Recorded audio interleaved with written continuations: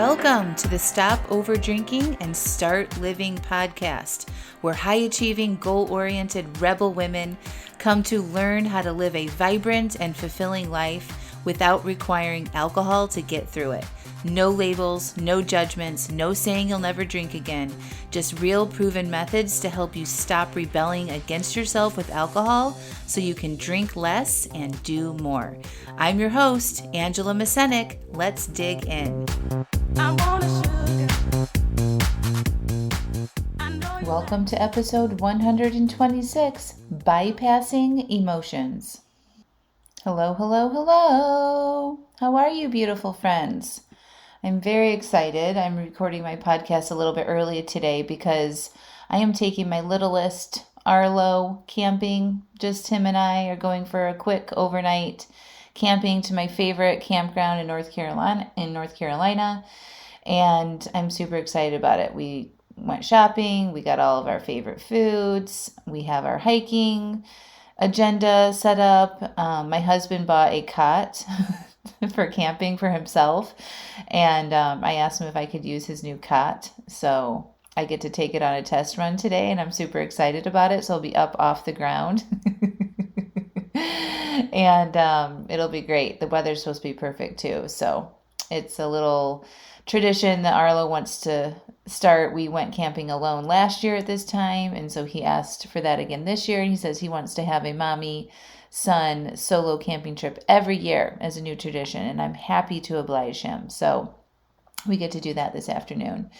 So today's topic I want to talk to you all about is bypassing our emotions, and what I mean by bypassing our emotions, and really dive into why acknowledging our feelings is super, super important for us. So the first part of the podcast is when you are out of alignment with yourself. And I think a lot of you guys can recognize that you might be out of alignment with yourself and what you actually want to be doing when you find yourself over drinking and you wake up in the morning and you say, why do I keep doing this? This isn't how I want to feel, right? So like, you want to be doing something, but you find yourself not doing it, right? So it's like, it's this struggle. You want to break the habit of over drinking or even overeating, and you find yourself not doing those things. That's sort of like out of alignment with who you want to be as a person or what your goals are in your life. Or you might notice that over drinking or, eating at night in front of the TV,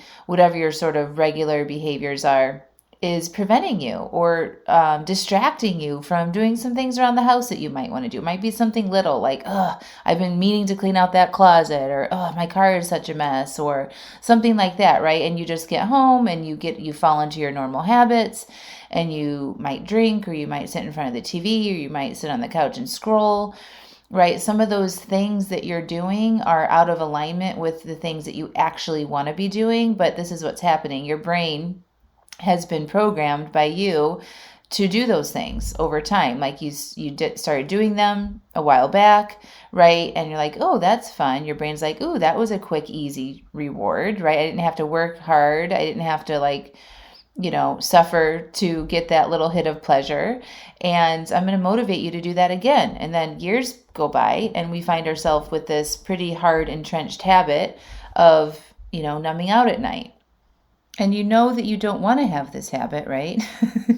And so when you think about changing, or you listen to podcasts, or you read books, or you tell yourself you're not going to keep doing it, right? And you still do. So that just doesn't feel good. It feels like uncomfortable, right? So that's just a little signal that you're not doing the things that you actually want to be doing. And that goes into this topic of bypassing your emotions. So just a little refresher about our emotions and our feelings. I use the words interchangeably sometimes, but when you don't listen to those feelings, right? So for you, if you're over drinking or if you're overeating and you're disappointed in that about yourself, right? And you feel disappointed in the morning when you wake up and your mind, the first place your mind goes to is like reviewing of all the things that you did last night, right? How much you drank, how much you ate, why didn't you stick to your plans, all of that. And you feel this disappointment.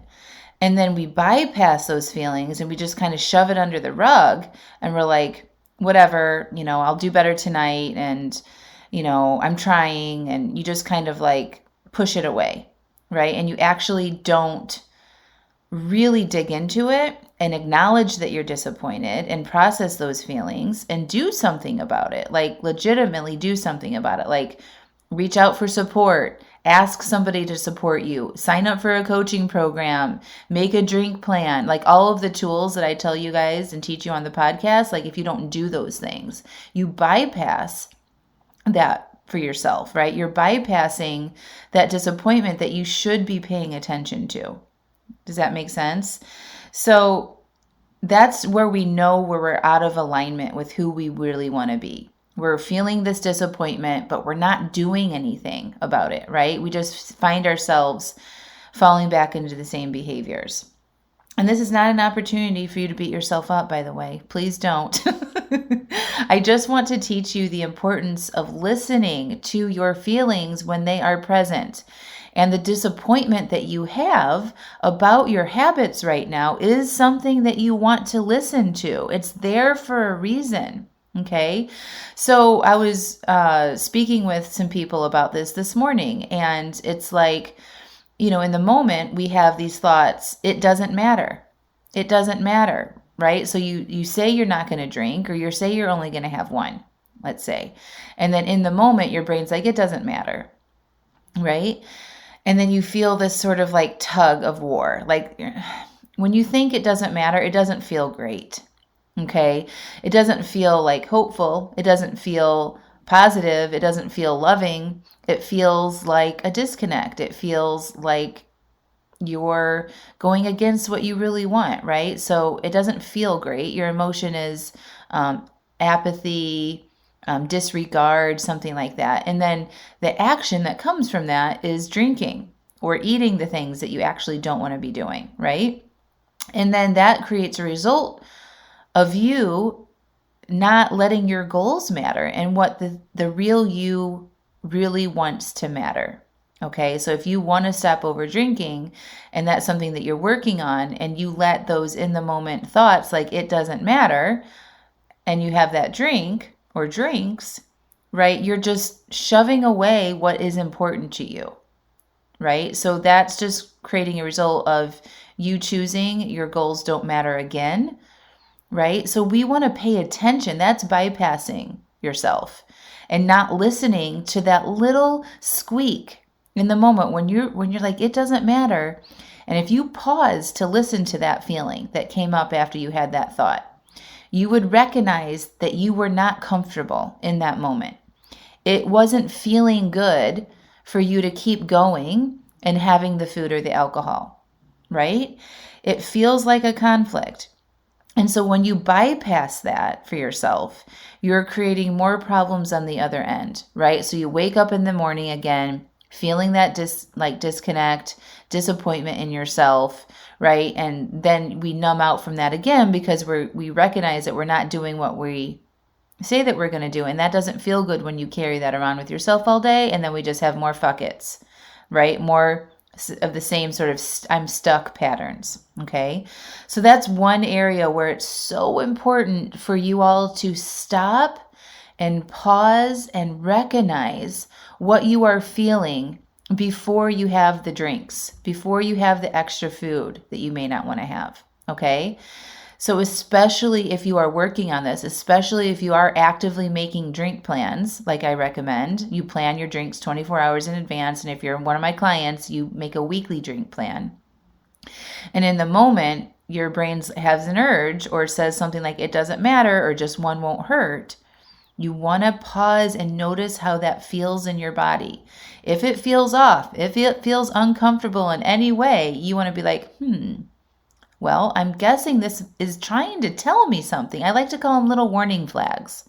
That emotion is there to tell you something. It has information to deliver. And if it feels off in any way, it's because you're about to do something that is going against what you really want to do. And when you do that over and over again, and if you don't listen to those feelings and you bypass yourself, you get out of alignment with yourself and you stop trusting yourself. That's where we come up with these beliefs about ourselves that, like, no matter what I do, I don't follow through. It's because you've bypassed those little red warning flags over and over again, and you've lost that trust and connection with yourself. Okay.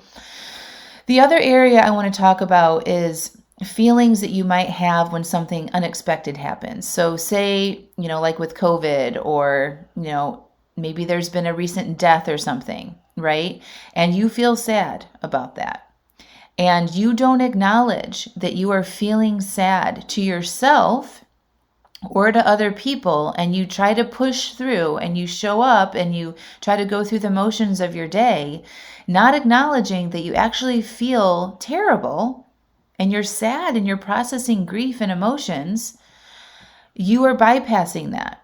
And when you do that, the same result happens. It doesn't feel right. Okay, so you try to show up, you put a smile on your face, and you're just like, I just need to push through. I shouldn't be feeling this way right now. And then you have a more tendency to want to escape that at the end of the day. You're bypassing your own emotions, okay? The same thing with worry. I was recently talking to a client about worry, and she did a great job in acknowledging that she was worried and going to her journal and writing out the thoughts that were causing the worry and offering her a different solution. Instead of worry, she, changed her thoughts to not feel worried. And she's like, well, if worry wasn't there, what would be after worry? And it was confidence for her. But she couldn't have gotten there until she acknowledged the worry in the first place. She acknowledged that she was feeling worried, and instead of thinking it as a problem and letting that worry drive her to drink because she didn't like feeling that way, she's like, I am worried. Let me go figure out why.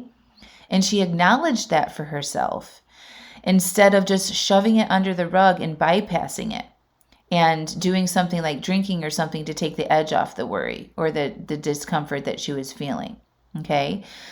And this is a really important lesson for us all, because if she hadn't acknowledged that feeling of worry and she went on to drink, let's say, in the moment that she was feeling worried, the next morning she would have woke up and had regret and disappointment with herself, okay? So she wouldn't have been able to get to the root of why she was feeling worried in the first place and offered herself a solution. So now she's got to deal with the fact that she's disappointed and she has regret about drinking when she didn't really want to drink, okay?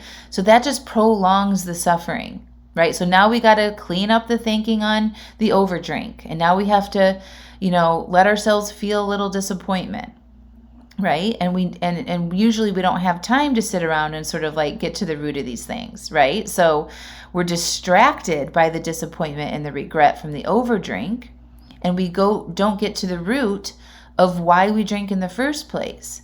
So if you just slow down and acknowledge the worry off the get, right? Like, you acknowledge that you're feeling worried and you go figure out why you're feeling worried in your journal, and you write out your thoughts and you recognize yourself and you acknowledge, and you don't bypass the worry. You're like, yep, I'm worried. Let me figure out why I'm worried. Then you can get to the other side of it, and you don't look to alcohol as a solution, and you get to the root. So that's why our emotions are so important. They do have something to tell us. Every single one that you experience has something to tell us, and they are meant for us. Our feelings are meant for us. So if you're suffering from a loss of a loved one, somebody died unexpectedly, maybe there's a loss in a relationship, or maybe there's a loss of a job or a change in a job or something like that, and there's a grieving that needs to go on, or in the relationship, and you bypass that and you don't give yourself the space and the opportunity to first acknowledge to yourself that you're feeling that way, and you just try to pretend like everything's okay, and you try to go through the motions of your life as if you haven't experienced something big, you are denying yourself your true authentic experience, and that doesn't feel good for you. And then you have thoughts like, I shouldn't be feeling this way, and I don't want to feel this way, and I don't want people to worry about me, and all of that creates that disconnect in your body. And you're going to notice that. and you won't like it. And that's when we tend to want to find alcohol or food or scrolling or an escape somehow from our own disconnect, our own emotions. Are you guys following me on that? So it's so important to not bypass your own feelings. The best way I can describe it is when you notice yourself having an emotional experience, you want to name that feeling and say, yes, I am experiencing sadness. I am experiencing worry right now. I'm experiencing guilt. I'm experiencing disappointment or sadness. And that's okay for me to be a human, to experience these emotions. And I wonder what this emotion is trying to tell me. And if you just gave yourself a moment to hear it and to acknowledge it, it immediately becomes softer. It immediately becomes not a problem because you're acknowledging that you're a human that is having an emotional experience. And as women, and just generally in our society, men have it too, or conditioned this way too, we are told by our society that we shouldn't outwardly express or acknowledge our emotions, right? Especially for us women, like we're not supposed to be too loud. We're not supposed to be emotional in the boardrooms, right? Like we're supposed to be moms that have our shit together and not share that we might be worried or sad or depressed. I mean, all of this does a disservice to us because when we then are in the moments of our emotions, we think it's a problem and we think we shouldn't be having them. And then we try to bypass ourselves and, either change our thoughts or avoid our feelings. Or for most of us that'll listen to this podcast, we tend to drink when we don't want to experience our current emotional experience. So it can be arranged from, loss, grief, death, guilt, disappointment, those kind of heavier emotions to just like social anxiety, right? Or feeling shy, right? Like when you're in a social situation and you're experimenting with not drinking and you go in and it feels awkward, right? And we're like, oh, I shouldn't be feeling awkward, right? It's like you're bypassing that you are feeling awkward and you don't want to do that. So my advice for you today is to acknowledge the feelings that you're having. Listen to them. Okay? In the moment when your brain is giving you an urge or a thought about drinking or eating and it's not really what you want to do, you want to acknowledge that feeling, that it's trying to get your attention. Name it, describe it, and listen to it and let that be present instead of running to escape from that feeling or telling yourself that you shouldn't be feeling that way, because it just causes more problems on the other hand. If you bypass yourself, you will have more discontent, more disappointment in your life, and bigger problems will come, and you'll find yourself numbing out and wanting to escape more and more and more. So to solve that, we stop and acknowledge and allow our feelings to be present instead of bypassing them. And this is exactly the work that we do inside of my Stop Over Drinking and Start Living program. This is what we jump in first with, is learning to acknowledge and feel our feelings. And when you do this work, you break that cycle of letting those feelings drive your actions of drinking, and you get more authority and agency over the things that you're doing and how you are feeling, and you end up becoming empowered with your relationship with alcohol and yourself, and following through and becoming more in aligned with who you want to be. All right, my friends? So if you want to learn more about joining my 6-month coaching program, I highly recommend that you click that link in the show notes. Watch the 3 short videos there where I describe the problem of overdrinking, the solution, and how we solve it inside the program, and then all the details. And I'm filling up right now, so you want to get your applications in. And if you haven't heard about the conference, Stop Over Drinking and Start Living, the conference that's happening the weekend of June 4th, which is just 2 weeks away. If you join the 6-month coaching program, you will have access to that conference for free. And it will be a beautiful way to kick off your journey to permanently changing your relationship with alcohol and start living the life that you want to live. And if you want to check out the conference and then decide if you want to join my program, you are welcome to do that. It's $97 for the whole weekend. All of the details are also found in the link here in the show notes. The URL for that is angelamascenik.com/the conference.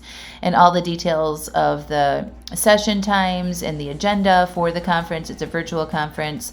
All of the sessions will be recorded. You don't have to come to every live session to get the full value.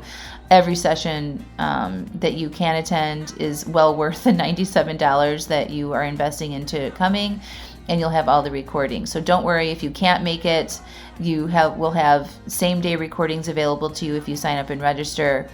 And just investing in that for yourself and really committing to doing something about the overdrinking will set you up for success. So I can't wait to see who joins me for the conference and who wants to join me long-term for Stop Overdrinking and Start Living. I love you all. We'll talk to you soon. Bye.